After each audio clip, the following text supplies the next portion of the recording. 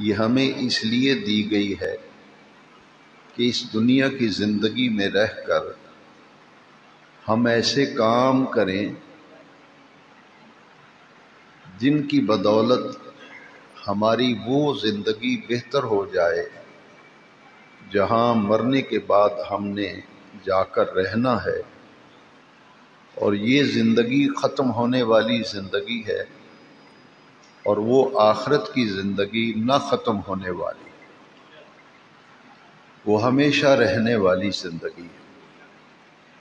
اس پوری بات کو سمجھنے کے لیے حضور نبی کریم صلی اللہ علیہ وسلم کی ایک حدیث شریف میں عرض کرتا ہوں۔ اس حدیث شریف کی روشنی میں ہم اس پوری بات کو سمجھیں گے۔ نبی نور و رحمت حضور خاتم الانبیاء آخر الزمان حضور پرنور صلی اللہ علیہ وسلم نے ارشاد فرمایا، الدنیا مزرعۃ الآخرہ۔ مزرع کھیتی کو کہتے ہیں۔ حضور نے فرمایا یہ دنیا جو ہے آخرت کی کھیتی ہے، یعنی کسان، کاشتکار، زمیندار کھیتی کے اندر جو بیج بوئے گا وہی فصل کاٹے گا۔ حضور نے یہ مثال دے کر بات سمجھا دی کہ یہ دنیا کی زندگی ایسے سمجھیں جیسے ایک کھیت ہے، اور اس کھیت کے اندر آپ جو کچھ بیج بوئیں گے، اعمال صالح کا بیج بوئیں گے تو انعام کی صورت میں اور جزا کی صورت میں تمہاری آخرت اور عاقبت کو بہتر کر دیا جائے گا۔ اور اس دنیا کی زندگی میں بدی، برائی، نافرمانی، فسق و فجور، ان اعمال کا بیج اگر بوئیں گے تو قیامت کے دن وہی فصل کاٹے گا۔ اگر کوئی آدمی کپاس کی فصل لگاتا ہے، اس کی آبیاری کرتا ہے، دیکھ بھال کرتا ہے، تو کپاس وہی کاٹے گا، وہی حاصل کرے گا۔ اگر گندم زمین کے اندر کاشت کی ہے، بوئی ہے، بیج ڈالا ہے، تو وہ گندم کی فصل ہی اٹھائے گا، وہ دوسری فصل نہیں اٹھائے گا۔ لہذا یہ بات سمجھا دی گئی، من یعمل مثقال ذرۃ خیر یرہ ومن یعمل مثقال ذرۃ شر یرہ۔ جس نے ذرہ برابر نیکی کی ہوگی آخرت میں اس کے سامنے آ جائے گی، جس نے ذرہ برابر برائی کی ہوگی وہ بھی اس کے سامنے آ جائے گی۔ لیکن یہ اللہ کی شان کریمی ہے، انسان ناشکرا ہے۔ ان الانسان لربہ لکنود، قرآن مجید میں فرمایا انسان تو اپنی جبلت میں ناشکرا واقع ہوا ہے۔ اتنے اللہ کے انعامات، اتنے اس کے فضل و کرم، لیکن انسان اللہ کا شکر ادا نہیں کرتا، اس کی عبادت، اس کے ذکر کی رغبت نہیں رکھتا، اس کے اندر شوق نہیں اپنے رب سے ملاقات کا، اپنے رب سے تعلق، اس سے دور ہے انسان اور غفلت میں پڑا ہوا ہے۔ قرآن مجید میں فرمایا گیا کہ وہ کون سی شے ہے جس نے تمہیں اپنے رب سے غافل کر دیا ہے۔ یا ایھا الانسان ما غرک بربک الکریم، اے انسان وہ کون سی شے ہے جس نے تجھے تیرے رب سے غافل کر دیا ہے، تیرے رب سے دور کر دیا ہے۔ ہمارے رب کا کتنا کرم ہے۔ میں اپنے تمام سامعین، سننے والوں کی توجہ چاہوں گا۔ یہ جو آیت کریمہ ہے کہ جس نے ذرہ برابر نیکی کی ہوگی وہ بھی اس کے سامنے آ جائے، ذرہ برابر برائی کی ہوگی وہ بھی اس کے سامنے آ جائے۔ جیسے ایک چیز ریکارڈ ہوتی ہے، آپ جب اسے چلاتے ہیں تو وہ ایک ایک منظر آپ کے سامنے آ جاتا ہے۔ اسی طرح جتنے بھی ہمارے اعمال اور افعال ہوں گے، جیسے سکرین پر آپ ہر چیز کو دیکھتے ہیں، انسان کے عمل نامے، اس کے اعمال، اس کے کرتوت، اس کی باتیں، افعال اس کے سامنے آ جائیں۔ مگر یہ رب کا اتنا کرم ہے، اتنا کرم ہے، یہاں آپ اگر بازار میں، گھر میں اسکرین پہ کوئی فلم چلاتے ہیں، کوئی ریکارڈنگ چلاتے ہیں، تو وہ ایک ایک چیز آپ بھی دیکھیں گے، دوسرے لوگ بھی اسے دیکھیں گے۔ لیکن یہ ہمارے رب کا اتنا کرم ہے، جب ہماری برائیاں سامنے آئیں گی تو ہمارے سوا کوئی دیکھ نہیں سکے گا۔ یہ خاص نقطہ ہے جو میں عرض کرنا چاہتا ہوں۔ ہمارے رب کا کتنا کرم ہے، ہمارے اعمال، جتنی برائیاں ہم نے کی ہوں گی، گناہ کیے ہوں گے، ہمارے سامنے آئیں گے، لیکن رب کا اتنا کرم ہوگا کہ پاس کھڑا ہوا آدمی ان کو نہیں دیکھ سکے گا، وہ جس کے اعمال ہوں گے اسی کو دکھائے جائیں گے۔ تو جو رب ہمارے اعمال و افعال ان کا اتنا پردہ رکھتا ہے، اتنا، کیونکہ اس کا اسم صفت ہے، ہمارے رب کریم کا اسم صفت ہے ستار۔ اللہ کا اسم صفت کیا ہے؟ ستار کا معنی جانتے ہو کیا ہے؟ عیبوں پر پردہ ڈالنے والا۔ ہمارے عیب ہیں لیکن کسی کو ہمارے عیب نظر نہیں آتے، کیوں؟ رب کریم ستار ہے، اس نے ہمارے عیبوں پہ پردہ ڈالا ہوا ہے۔ عیب ہیں، برائیاں ہیں، خامیاں ہیں، لیکن دوسرے لوگوں کو نظر نہیں آتی۔ اس کی شان ہے ستار، پردہ پوشی کرنے والا، عیبوں پر پردہ ڈالنے والا۔ تو قیامت کے دن بھی اس کا کرم اور لطف ہوگا کہ ہمارے اعمال جب اسکرین پر ہمارے سامنے دکھائے جائیں گے تو جس کے عمل ہوں گے اس کے سوا دوسرا اسے دیکھ نہیں سکے۔ یہ رب کا کرم ہے۔ تو جس رب نے ہمارے اوپر اتنے کرم کیے ہیں، اور پھر نبی کریم صلی اللہ علیہ وسلم کی حدیث ہے، من ستر مسلم، یہ ہم گلیوں میں، چوکوں میں بیٹھ کر، مجلسیں بکا کر جو لوگوں کی عیبوں کو اچھالتے ہیں، لوگوں کی عزتوں کو اچھالتے ہیں، لوگوں کی بیٹیوں اور بہنوں کی عزتوں کو اچھالتے ہیں، ذرا دیکھیے حضور کی حدیث شریف ہے، نبی نور و رحمت، آخر الزمان، خاتم الانبیاء، حضور ختمی مرتبت صلی اللہ علیہ وسلم نے فرمایا، حدیث مبارکہ ہے، من ستر مسلمن سترہ اللہ یوم القیامہ، جو دنیا میں کسی مسلمان کے عیب پہ پردہ ڈالے گا، قیامت کے دن رب کریم اس کے عیبوں پر پردہ ڈالے گا۔ جو بندہ یہ چاہتا ہے کہ میرے عیب چھپے رہیں، کسی کے سامنے میرے عیب اور گناہ ظاہر نہ ہوں، تو میدان محشر میں جو شخص یہ چاہتا ہے مجھے رسوائی نہ ہو، مجھے رسوائی کا سامنا نہ کرنا پڑے، اس کے لیے نبی کریم علیہ السلام نے عمل بتا دیا۔ کسی مسلمان بھائی میں کوئی عیب دیکھو تو اس کو چھپاؤ، اس کی پردہ پوشی کرو۔ اگر تم نے اس کی پردہ پوشی کی، اس کے عیبوں پہ پردہ ڈالا، قیامت کے دن اللہ کریم تمہیں رسوا ہونے سے اور ذلیل ہونے سے بچا دے گا، تمہارے عیبوں پر قیامت کے دن بے نیاز رب پردہ ڈالے گا۔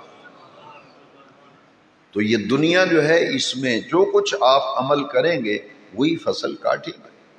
یہاں ایک مثال میں عرض کرتا ہوں کہ شدید سردیوں کی راتیں ہوں، پو ماہ کی راتیں ہوں، اندازہ لگائیں نا، ساری دنیا انگیٹھیاں لگا کے، ہیٹر لگا کر کے، گیس ہیٹر چلائے ہوئے ہیں، بجلی کے ہیٹر ہیں، بستروں میں گرم ہو کے بیٹھے ہیں، انگیٹھیاں پکائی ہوئی ہیں، اور ایک کسان جو ہے اس نے لنگوٹا کیا ہوا ہے، کسی اس نے کندھے پہ رکھی ہوئی ہے، وہ پانی لگا رہا ہے، اور رات کو اٹھ کر جا کر کے فصلوں کی دیکھ بھال کرتا ہے۔ راستے میں کوئی آدمی ملتا ہے، وہ کہتا ہے بھلے مانس آدمی، تو کدھر جا رہا ہے؟ اتنی شدید سردی، پانی بھی برف نظر آ رہی ہے اور اتنی ٹھنڈک، اور تم نے لنگوٹا کر کے اپنی کئی جو ہے کسی، یہ آپ نے کندھے پہ کدال رکھی ہوئی ہے اور زمین کو پانی لگا رہے ہو، فصلوں میں گھوم پھر رہے ہو، جاؤ گھر میں بستر میں آرام کرو۔ اس نے کہا کہ اگر آج میں اس سردی سے بچ کر اور گرمی اور حرارت کے بستر میں لیٹ کر مزے لوٹوں اور ہیٹر کی حرارت میں آسانی سے سو جاؤں، تو پھر جب فصل اٹھانے کا موقع آئے گا تو میں تو فصل سے محروم ہو جاؤں گا۔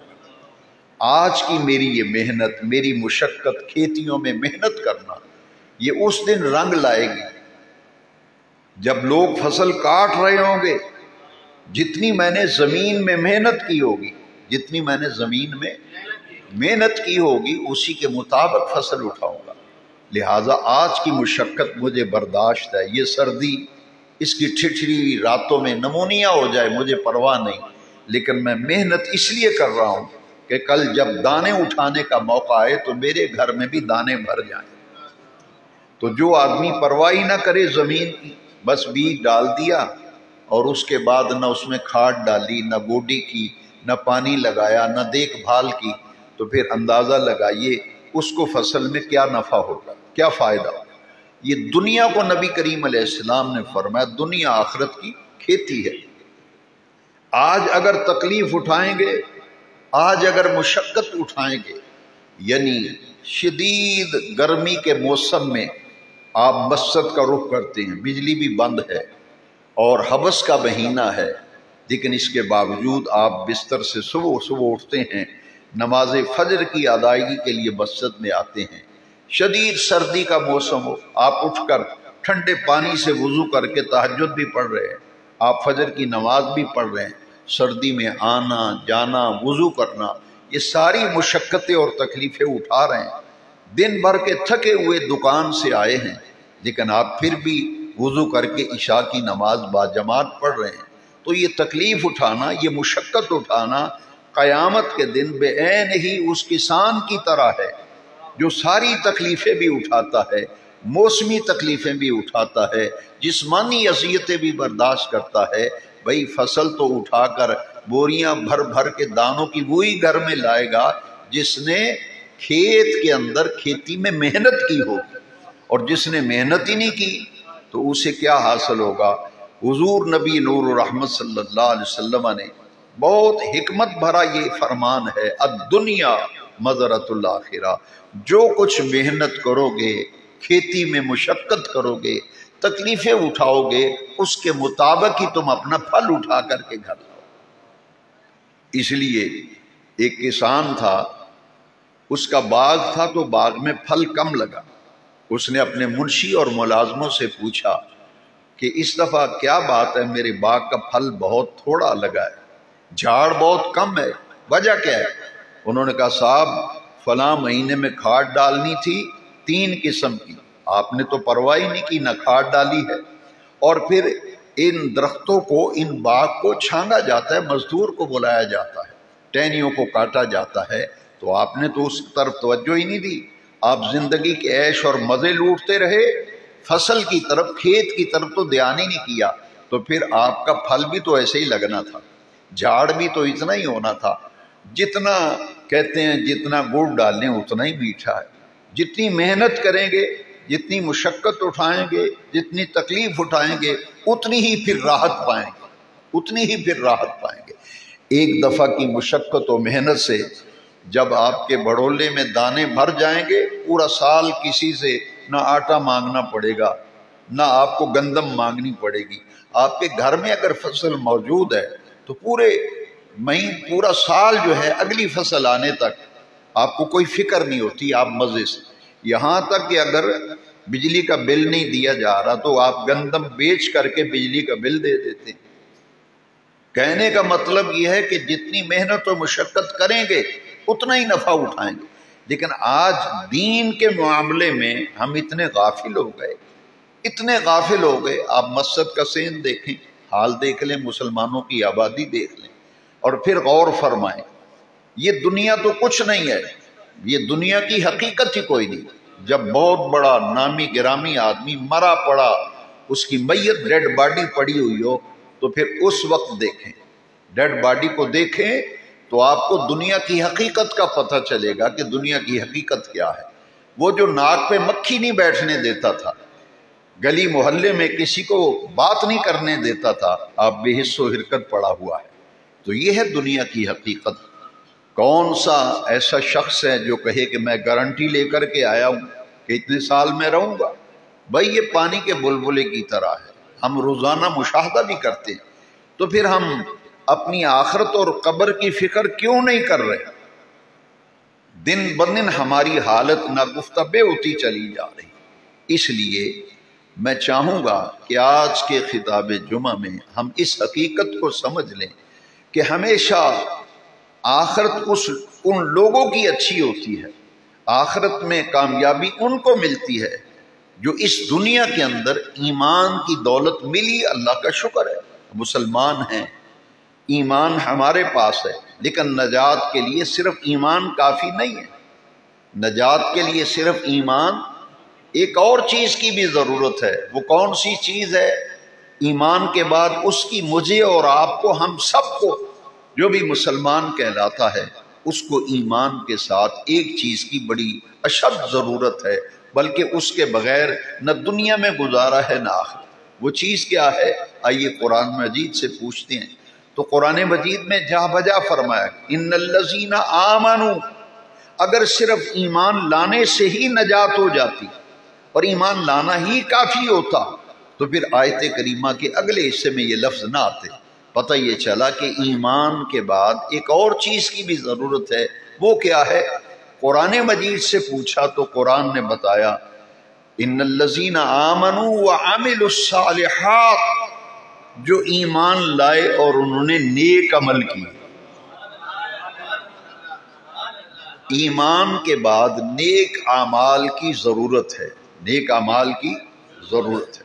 اب دیکھیے یہ دنیا ہے، اس میں اچھے برے لوگ، نیک و بد، ہر طرح کے لوگ ہیں، لیکن یاد رکھیے ہمارا دین ہمیں یہ کہتا ہے انسان کا مادہ نسیان سے اگر لیا گیا ہے، نسیان کا معنی ہے بھولنا، تو انسان جو ہے یہ اس سے بھول چوک ہونا، غلطی ہونا، گناہ کا ارتکاب ہونا، یہ قرآن مجید میں بھی لکھا ہے کہ نیک آدمی سے بھی غلطی ہوتی ہے، نیک آدمی سے بھی گناہ ہوتا ہے۔ صرف انبیاء معصوم ہیں، انبیاء معصوم ہیں، انبیاء گناہ ان کے قریب تک نہیں آتا، تو انبیاء تو معصوم ہیں، صحابہ، اہل بیت، اولیاء اللہ، یہ محفوظ ہیں، یہ محفوظ ہیں کہ جب گناہ کا ارتکاب ان سے نہیں ہوتا، وہ اللہ انہیں محفوظ کر لیتا ہے، گناہ سے محفوظ کر لیتا ہے۔ معصوم صرف انبیاء کی ذات ہے، ان کے علاوہ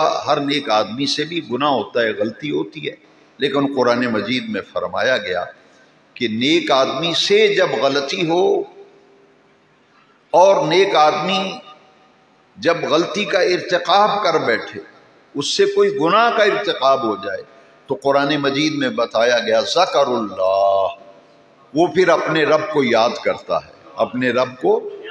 انسان سے گناہ ہوتا ہی اس وقت ہے جب وہ رب کو فراموش کر دیتا ہے، لہذا گناہ کے ارتکاب کے بعد اللہ کا ذکر یہ ایسا عمل ہے جو سیلاب آئے نا، ہر چیز کو بہا کے لے جاتا ہے۔ تو جب بندہ اللہ کا ذکر کرتا ہے تو وہ اللہ کا ذکر اس کے سارے گناہوں کو بہا کر کے لے جاتا ہے۔ یہ قرآن مجید کی آیت کریمہ کا میں نے مفہوم عرض کیا ہے۔ میں چاہوں گا کہ میں اور آپ مل کر آج قرآن مجید کی اس آیت کریمہ پہ ذرا غور کریں۔ اس دنیا کی زندگی میں رہ کے اگر ہم سے غلطی ہو گئی، کوئی بدی گناہ کا ارتکاب ہو گیا، کوئی ایسا عمل، کوئی فعل ہو گیا جو نہیں کرنا چاہیے تھا لیکن ہو گیا، اب اس کا مداوع کیا ہے؟ ذکر اللہ، ذکر اللہ، اپنے اللہ کا ذکر کرو، اپنے اللہ کو یاد کرو، اور جب ذکر کرو گے تو پھر کیا ہوگا؟ نیکیوں کی رغبت کرو۔ کچھ ایسے گناہ ہیں جو صرف وضو کرنے سے معاف ہو جاتے ہیں، کچھ ایسے گناہ ہیں جو صرف وضو کرنے سے معاف، کچھ ایسے گناہ گھر سے وضو کر کے آپ مسجد میں نماز کے لیے نکلتے ہیں تو قدم قدم پر گناہ بھی معاف ہو رہے ہیں، نیکیاں بھی مل رہی ہیں۔ لیکن میں اپنے تمام نوجوان عزیز بچوں، بھائیوں، دوستوں، بزرگوں سے عرض کروں گا کہ قرآن مجید کی اس آیت کریمہ کو دل میں جگہ دیں اور اس آیت کریمہ کے الفاظ اور اس کا ترجمہ اور اس کی تفسیر بڑے غور سے سنیں. ان الحسنات یذہبن السیئات، یہ کیا ہے؟ قرآن کی آیت. ان الحسنات، حسنات کہتے ہیں نیکیاں، نیک عمل. سیئات کہتے ہیں گناہ. حسنات کا معنی نیکیاں اور سیئات کا معنی گناہ، برائیاں، بدی، اسے سیئات کہتے ہیں. قرآن میں بے نیاز رب نے فرمایا ان الحسنات یذہبن السیئات، بلا شبہ جو نیکیاں ہیں وہ گناہوں کو بہا کر کے لے جاتی ہیں. نیکیاں گناہوں کو مٹا دیتی ہیں. جب بندہ نیک عمل کرتا ہے، اب گناہ ہو گیا، بدی ہو گئی، انسان کی فطرت و جبلت میں بھولنا ہے، لیکن جب نکلتا ہے مسجد کے لیے تو آپ کا نکلنا یہ نیک عمل ہے. گھر سے وضو کیا ہے، اور مسئلہ بھی یہ ہے گھر سے وضو کر کے آنے کی زیادہ فضیلت ہے. لہٰذا جب آپ نکلیں گے قدم قدم پر نیکیاں بھی مل رہی ہیں، گناہ بھی مٹ رہے ہیں. اور سب سے بڑا کرم یہ ہے کہ نیک عمل کرنے سے جتنی برائیاں، بدی، گناہ، ایسے کام جو نہیں کرنے چاہیے تھے انسان سے واقع ہو جائیں تو نیک اعمال کی بدولت وہ سارے گناہ مٹ جاتے ہیں، وہ سارے گناہ. اور اس کا ایک ترجمہ بڑا پیارا ہے، ان الحسنات یذہبن السیئات، بلا شبہ نیکیاں جو ہیں وہ گناہوں کو مٹا دیتی ہیں، گناہوں کو مٹا دیتی ہیں. جہاں بھی دیکھیے انسان سے گناہ ہوتا ہے تو قرآن مجید میں کئی مقامات پر فرمایا کہ پھر وہ اپنے رب کو یاد کرتا ہے. ذکر اللہ، وہ اپنے اللہ کا ذکر کرتا ہے. اور اللہ کا ذکر اتنی بڑی دولت و نعمت ہے کہ حضور نبی نور و رحمت صلی اللہ علیہ وسلم کی حدیث مبارکہ جو امام غزالی علیہ رحمہ نے احیاء علوم الدین میں حدیث نقل کی ہے، اور یہ حدیث شریف ہمیشہ اپنے دل میں اس کو اپنے دل میں نقش کریں اور ہمیشہ اس حدیث کو ذہن کے اندر رکھا کریں. نبی کریم علیہ السلام نے فرمایا کہ اللہ کے ذکر کی ایک محفل یا نیک لوگوں کی ایک مجلس جہاں نیکیوں کی بات ہے، جہاں نیک لوگ بیٹھے ہیں، اللہ رسول کی باتیں ہو رہی ہیں، دین کے باتیں ہو رہی ہیں، اور کوئی مقصد غرض نہیں، ذکر ہو رہا ہے، ایسی محفل میں، ایسی مجلس میں، ایسے لوگوں کے پاس جو جا کر بیٹھتا ہے تو ایک نشست، ایک محفل اٹینڈ کرنے سے کیا ہوگا؟ 20 لاکھ بری مجلسوں کا کفارہ بن جائے گا.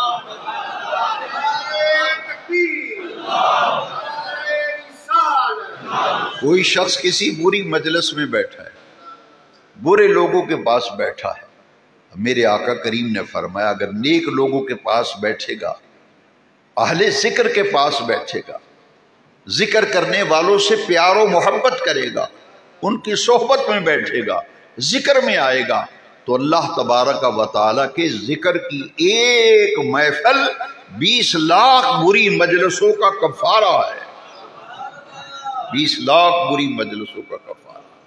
لہذا اس دنیا کی زندگی میں رہ کر ہمیں ایسا راستہ اپنانے کی ضرورت ہے. بہت سے ہمارے مسائل، ہمارے مصائب، ہماری پریشانیاں، ہمارے دکھ، ان کا ایک ہی علاج ہے، رجوع الی اللہ.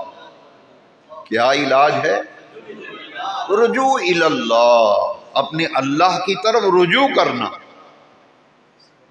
اپنے اللہ کی طرف رجوع کرنا. تو اللہ کی طرف رجوع کیسے ہوگا؟ جب اس کے دروازے پہ آئیں گے، جھکیں گے. اور مسجد کا معنی کیا ہے؟ مسجد کا معنی ہے ایسی جگہ جہاں سجدہ کیا جائے. مسجد کا لفظی معنی کیا ہے؟ ایسی جگہ جہاں سجدہ کیا جائے.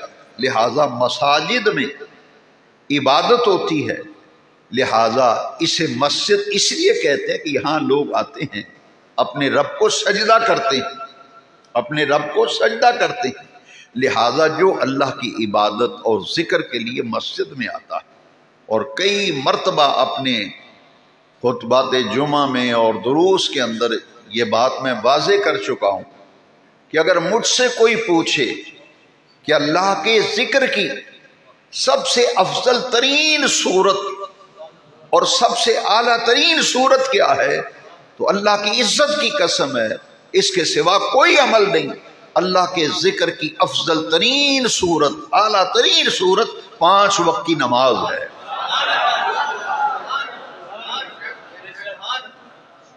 اس سے بڑا اللہ کا کوئی ذکر نہیں۔ 2 چیزیں چوٹی کی ہیں، ایک نماز، ایک اللہ کا قرآن،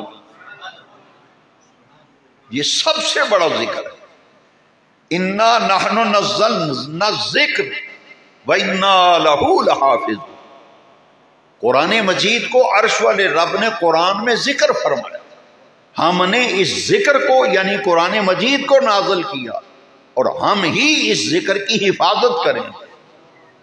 لہذا قرآن مجید بھی اللہ کا ذکر ہے اور نماز بھی اللہ کا، یہ میں نے اپنی طرف سے نہیں کہا، یہ بات بھی قرآن کی آیت میں ہے۔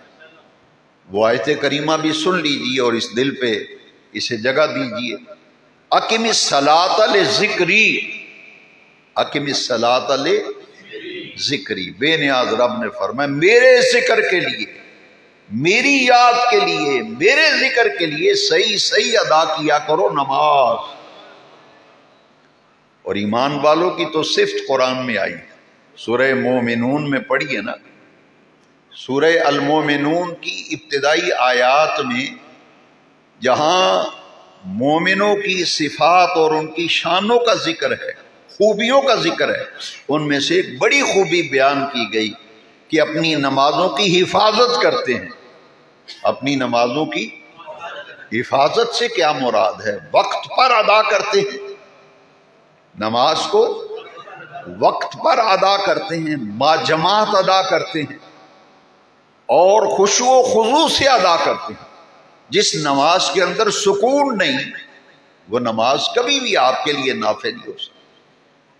نماز کے اندر سکون اختیار کرنا، عاجزی، انکساری، نیاز مندی سے نماز پڑھنا، عاجزی، انکساری، نیاز مندی سے نماز پڑھنا۔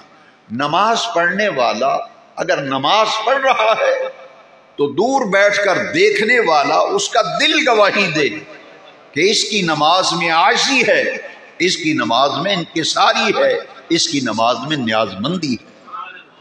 لہذا اقم الصلاۃ لذکری، سب سے افضل ترین صورت جو ہے وہ نماز ہے۔ یہ سفر کا مہینہ جو ہے، اس مہینے میں یہ ساری گفتگو جو ہے اس کا نتیجہ کیا نکلا کہ یہ جو ان خوبیوں سے، ان صفات سے متصف ہوتے ہیں، اللہ انہیں اپنا محبوب بنا لیتا، اللہ انہیں اپنا محبوب بنا لیتا ہے۔ وہ اللہ کے محبوب ہوتے ہیں، وہ اللہ کے محبوب ہوتے ہیں۔ اسی سفر کے مہینے میں 19 تاریخ سفر کی حضرت سیدنا داتا گنج بخش علی بن عثمان الحجویری رضی اللہ عنہ، آپ کا وصال مبارک، آپ کا عرس مبارک 19 سفر کو ہوتا ہے۔ حضرت داتا گنج بخش رحمت اللہ تعالی علیہ اللہ کے محبوب ترین بندوں میں سے، کامل ترین بندوں میں سے۔ قرآن مجید میں اللہ کریم نے انعام یافتہ طبقات کا ذکر کیا تو 4 طبقوں کا ذکر کیا۔ علامات قرآن میں ہیں،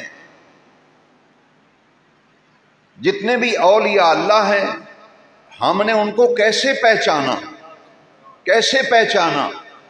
قرآن مجید میں اولیاء کاملین کی جن صفات کا تذکرہ ہے، جس میں ہمیں وہ صفت نظر آئی، جس کو ہم نے ان صفات سے متصف کسی شخص کو پایا، اس کے عمل کو دیکھا، اس کی خلوت اور جلوت کو دیکھا، اس کی صبحیں اور شامیں دیکھی، اس کی دوستی اور دشمنی کے معیار دیکھے، تو جب ہم نے دیکھا تو ان کا پوری زندگی کا نقشہ قرآن و حدیث کی تعلیمات کے عین مطابق پایا۔ اس لیے ہم نے کہا کہ یہ وہ شخصیات ہیں کہ جن کی زندگی قرآن و حدیث کے مطابق بسر ہوئی۔ یہ قرآن کی اصطلاح ہے، قرآن کی ٹرم ہے۔ نہ آپ نے یہ بنایا، نہ میں نے، نہ کسی اور نے. یہ تو قرآن کی آیت ہے. اولئک مع الذین انعم اللہ علیہم من النبیین والصدیقین والشہداء والصالحین. 4 طبقات ہیں جن پہ اللہ کا انعام. وہ نبی ہے، وہ صدیق ہے، وہ شہید ہے، وہ صالحین ہے. تو یہ بے نیاز رب نے قرآن میں فرمایا 4 طبقات ہیں جن پر میں نے انعام کیا: نبی، صدیق، شہید اور صالحین. اب صدیق کا لفظ قرآن میں جہاں جہاں آیا، یہ بات نوٹ کیجئے کہ قرآن مجید میں جہاں جہاں صدیق کا لفظ آیا ہے اس سے مراد اونچے درجے کے اولیاء اللہ. اولیاء اللہ کے بھی درجات ہیں، اولیاء اللہ کے بھی. حضرت سلطان العارفین سلطان باہو رحمت اللہ تعالی علیہ نے ولایت کی 24 کیٹیگریز لکھی ہیں، 24 منزلیں، 24 منزلیں ہیں ولایت کی. لہذا جو اونچے درجے کے اولیاء اللہ ہیں قرآن میں انہیں صدیق کا لقب دیا گیا. ایک مثال صرف قرآن سے دوں گا. عورت کو نبوت نہیں دی گئی، مردوں میں نبی ہوئے، نبوت مردوں میں رہی، مردوں کو دی گئی. کسی عورت کو نبی نہیں بنایا گیا، لیکن عورتوں کو ولایت دی گئی. عورتوں کو ولایت، مرتبہ ولایت عورتوں کو ملا ہے. میں صرف قرآن کی بات کرتا ہوں. قرآن مجید میں ایک خاتون کا ذکر آیا، ایک عورت کا ذکر آیا جس کو اللہ کریم نے اونچے درجے میں مرتبہ ولایت عطا کیا. وہ کون خاتون ہے؟ حضرت عیسیٰ علیہ السلام کی والدہ، حضرت عیسیٰ علیہ السلام کی امی جان، ان کی والدہ مریم، حضرت مریم سلام اللہ علیہ. قرآن کے لفظ ذرا سنیں. قرآن کہتا ہے کان امہ صدیقہ. اے دنیا والو، عیسیٰ علیہ السلام کی ماں جو ہے مریم، یہ اونچے درجے کی ولیہ ہے. اونچے درجے کی. ان کی کرامات کا ذکر قرآن میں. حضرت مریم کی کرامات، نبی سے معجزہ ظاہر ہوتا ہے، ولی سے کرامت ظاہر ہوتی ہے. تو حضرت مریم اونچے درجے کی ولیہ تھی. لہذا یہ صدیق قرآن کی ایک ٹرم ہے، ایک اصطلاح ہے، یہ ٹیکنیکل ورڈ ہے. صدیق اس سے مراد ہے اونچے درجے کے اولیاء اللہ.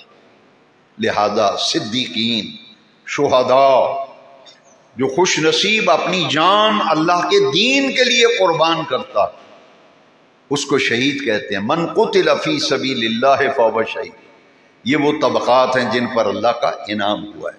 حضرت داتا گنج بخش 19 سفر کو آپ کا عرس، 28 سفر المظفر کو بعض روایات کے مطابق سیدنا مولا علی کرم اللہ تعالی وجہ الکریم کے بڑے صاحبزادے و شہزادے حضرت سیدنا امام حسن مجتبی رضی اللہ تعالی وسلام اللہ علیہ، آپ کی تاریخ، آپ کو زہر دے کر شہید کیا گیا. آپ کی شہادت کی تاریخ 28 سفر بھی منقول ہے، بعض جگہ ربیع الاول کی 5 اور 18 بھی لکھی ہوئی ہے. لہذا 28 سفر کو عمومی طور پر سیدنا امام حسن مجتبی کا یوم شہادت منایا جاتا ہے. تو یہ سفر المظفر کا جو مہینہ ہے، اس میں حضرت مجدد الفسانی شیخ احمد فاروقی سرندی، آپ کا وصال 28 سفر کو ہے. سیدنا پیر مہر علی شاہ صاحب گولڈوی رحمت اللہ علیہ، آپ کا وصال سفر میں ہے. ان کی پیر و مرشد سیال شریف والے حضور خواجہ صاحب رحمت اللہ علیہ، ان کا وصال سفر میں ہے. 25 سفر کو سیدی اعلی حضرت کا وصال ہے. تو اس سفر کے مہینے میں بہت سے اولیاء اللہ کا وصال ہوا. یہ وہ اللہ والے ہیں جن کی زندگیاں ایسے گزری ہیں جیسے قرآن میں زندگی گزارنے کا حکم دیا گیا. وہ کیا ہے؟ اس کی ایک علامت صرف قرآن سے عرض کروں گا. ہم علامت دیکھتے ہیں جس میں وہ صفات، وہ خوبیاں پائی جائیں. ہر کسی کو ہم نہیں مانتے، ہر کسی کو ہم نہیں مانتے. کوئی بھنگی چرسی ڈول ڈمکے والا، نماز سے تنگ، روزے سے تنگ، ہم اس کو قطعی طور پہ نہیں مانتے. ہم تو بھائی ان کو مانتے ہیں جن کی قرآن نے پہچان کرائی ہے، جن کی قرآن نے پہچان کرائی، الذین یبیتون لربہم، بس یہ موٹی سی نشانی ہے۔ کسی کی رات کسی کے لیے بسر ہوتی ہے، کسی کی رات کسی کے لیے بسر ہوتی ہے۔ بے نیاز رب فرماتے یہ وہ لوگ ہیں جن کی راتیں بسر ہوتی ہیں اپنے رب کے لیے۔ میں ایک لفظ میں بہت کچھ کہہ گیا، سمجھیے، کوئی کسی کے لیے رات گزارتا ہے، کوئی کسی کے لیے۔ قرآن نے کہا یہ میرے محبوب و مقرب اولیاء اللہ وہ ہیں جو میرے لیے رات گزارتے ہیں۔ الذین یبیتو کا معنی ہے رات